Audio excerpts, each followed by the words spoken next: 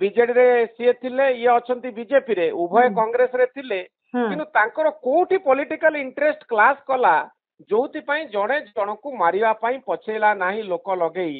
ଏଇଟା ମତେ ଏବେ ବି ଟିକେ ଡାଉଟ ଭିତରେ ଅଛି। ମୁଁ ବହୁତ ଥର କାଲି ପ୍ରେସ କନଫରେନ୍ସ କୁ ଶୁଣିଥିଲି, ପୁଣି ଆଜି ଖବର କାଗଜରେ ପଢୁଛି।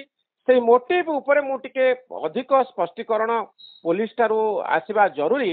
ଯେ ମୋ ଭିତରେ ଗୋଟେ କ୍ଲାରିଟି ଆସୁନି ଯେ ଜଣେ ଦେଖନ୍ତୁ ଜଣେ ଜଣକୁ ମର୍ଡର କରିବାଟା ଏତେ ସହଜ ବ୍ୟାପାର ନୁହେଁ।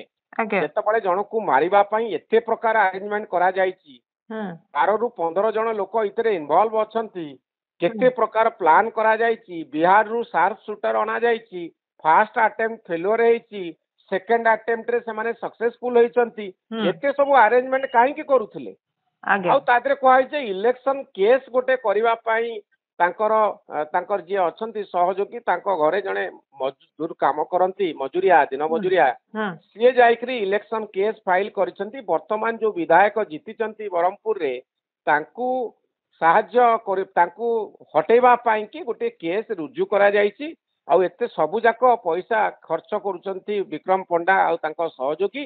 ଏ କେସ୍ ରେ ଏମଏଲଏ ହାରିଲେ ସେ ନିଜେ ଏମଏଲଏ ହେବେ, ଆଉ ସିଏ ଯୋଉ ଯିଏ ପିଣ୍ଟୁ ଅଛନ୍ତି ସିଏ ମେୟର ହେବେ। ଇଏ ଦେଖନ୍ତୁ ଆକାଶ କହିବା ଚିଲିକା ମାଛ ଭଳିଆ ମତେ ଲାଗୁଛି। ଇଲେକ୍ସନ କେସ୍ କରି ଜଣକୁ ହରେଇ ଦେବେ। ବିଜେପି ର ଏମଏଲଏ ଅଛନ୍ତି, ବିଜେଡି ର ଜଣେ ପରାଜିତ ନେତା ଯିଏ ଗୋପାଳପୁରରୁ ଇଲେକ୍ସନ ଲଢୁଥିଲେ, ସେ କେସ୍ କରିକିରି ବିଜେପି ସରକାର ସମୟରେ ଇଲେକ୍ସନ ଜିତିଯିବେ, ଆଉ ସେ ନିଜେ ଏମଏଲଏ ହେଇଯିବେ, ଆଉ ଏମଏଲଏ ହେଲା ପରେ ତାକୁ ମେୟର ବନେଇଦେବେ। ଏଇ କାରଣରୁ ସିଏ ରାଜିକିରି ଯାଇକିରି ଏଇଭଳି ଗୋଟେ ହତ୍ୟାକାଣ୍ଡ କଲେ, ଆଉ ଗୋଟେ କେସ୍ କରୁଥିଲେ ତାଙ୍କ ବିରୁଦ୍ଧରେ। ମତେ କାହିଁ ଏ କଥା ଗୁଡାକ ଟିକେ ଖାପଛଡା ଲାଗୁଛି। ମତେ ଲାଗୁଛି ଆଉ କିଛି ତଥ୍ୟ ଅଛି ଯାହା ଏପର୍ଯ୍ୟନ୍ତ ପୋଲିସ ଦେଇନି, ଖୁବ ଶୀଘ୍ର ପ୍ରକାଶ କରିବ।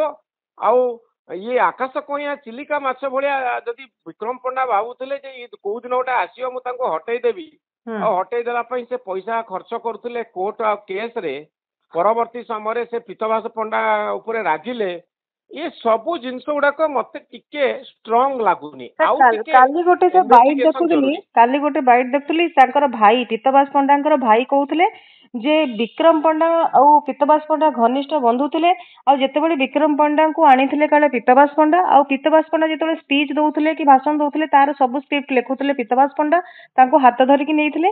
କିନ୍ତୁ ପରବର୍ତ୍ତୀ ସମୟରେ ଯେ ଅନ୍ୟ ଗୋଟେ ଜାଗାରୁ ମୁଁ ଶୁଣିବାକୁ ପାଇଲି ଯେ ସେମାନେ କହୁଛନ୍ତି ଯେ ପୀତବାସ ପଣ୍ଡା ବିକ୍ରମ ପଣ୍ଡାଙ୍କର ପଲିଟିକାଲ କ୍ୟାରିୟରକୁ ଖତମ କରିବା ପାଇଁ ଚାହୁଁଥିଲେ। ୟା ଭିତରେ ଆପଣଙ୍କୁ ସାର୍ ସେମିତି କିଛି ଲାଗୁଛି କି? ଏଇଟା ମତେ ଠିକ ଲାଗୁନି ଯେ କ୍ୟାରିୟରକୁ ହୁଏତ ସେ ଖତମ କରିବା ପାଇଁ କୋଉ କାରଣରୁ ଚାହୁଁଥିଲେ। ଆଜ୍ଞା, ତା ପଛରେ କିଛି ବ୍ୟବସାୟିକ ଉଦ୍ଦେଶ୍ୟ ଥିଲା କି? ପୁରା ମାମଲାକୁ ଯଦି ଆପଣ ଦେଖିବେ, ମତେ ଲାଗୁଛି ଗୋଟେ ବଡ ଧରଣର ବିଜନେସ ଡିଲ୍ କିଛି ଥିଲା। ଇଏ ତ ଏମଏଲଏ ହେଇ ସାରିଥିଲେ, ଇଏ ତ ନେତା ବନି ସାରିଥିଲେ, ଇଏ ତ ଛୋଟ ମାନେ ତୃଣମୂଳ ସ୍ତରରେ ଥିଲେ ପୀତବାସ ବାବୁ। ତେଣୁ ଆଙ୍କ ଦି ଜଣଙ୍କ ଭିତରେ ଏତେ ବଡ ପଲିଟିକାଲ ଲେଭେଲରେ କ୍ଲାସ କେମିତି ହେଲା? ଇଏ ତ ଗୋଟିଏ ପାର୍ଟିର, ଇଏ ତ ଗୋଟିଏ ପାର୍ଟିର, ସେ କ୍ଲାସ ର ନେଚର ଟା କଣ? ସେ ଦି ଜଣଙ୍କ ଭିତରେ କାହିଁକି ବିରୋଧାଭାସ ହଉଥିଲା?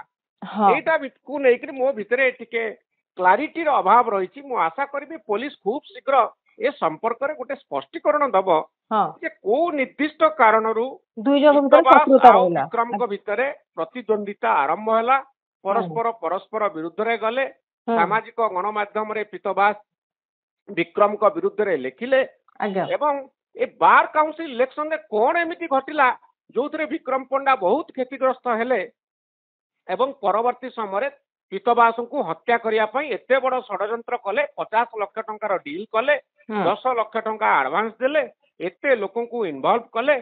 ଆଉ ଗୋଟେ କଥା ଆପଣ ଦେଖିବେ, ଏଇ ଯୋଉ ଯଦି ପୋଲିସ ଯାହା କହୁଛି ତାହା ସତ ହେଇଥାଏ, କୋର୍ଟ ତାକୁ ପ୍ରମାଣ କରିବ।